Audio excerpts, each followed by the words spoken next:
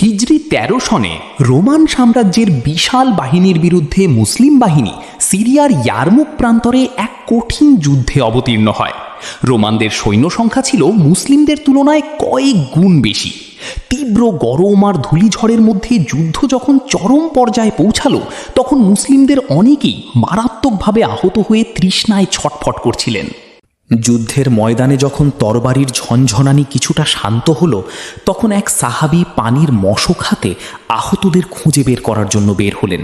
তিনি দেখতে পেলেন ইসলামের মহান বীর হজরত হারিস ইবনে হিশাম রাদিয়াল্লাহু আনহু মারাত্মক আহত অবস্থায় মাটিতে পড়ে আছেন এবং তৃষ্ণায় বুক ফেটে যাচ্ছে।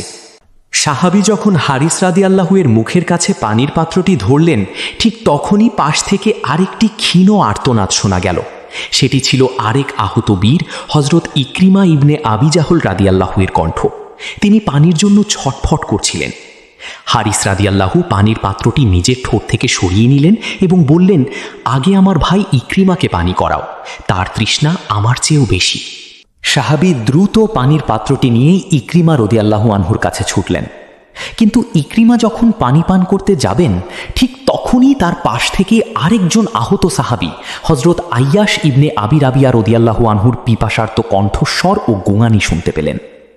ইকরিমা রাদিয়াল্লাহু আনহু নিজে তীব্র তৃষ্ণার্ত থাকা সত্ত্বেও পানি পান না করে বললেন, পানিটুকু আগে আইয়াশকে দাও, সে আমার চেয়ে বেশি কষ্টে আছে।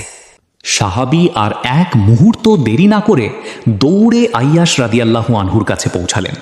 কিন্তু দুর্ভাগ্যবশত সেখানে পৌঁছাতে পৌঁছাতে আইয়াশ রাদিয়াল্লাহু আনহু শাহাদাতের অমীয় সুধা পান করে শেষ নিঃশ্বাস ত্যাগ করেন। সাহাবী তখন দ্রুত উল্টো পথে দৌড়ে ইকরিমা রাদিয়াল্লাহু আনহার কাছে ফিরে এলেন, কিন্তু এসে দেখলেন তিনিও ততক্ষণে শহীদ হয়ে গেছেন। এরপর তিনি অত্যন্ত ব্যাকুল হয়ে প্রথম সাহাবী হারিস রাদিয়াল্লাহু আনহার কাছে ছুটে গেলেন, কিন্তু ততক্ষণে তিনিও আর এই দুনিয়াতে নেই, তিনিও শাহাদাত বরণ করেছেন।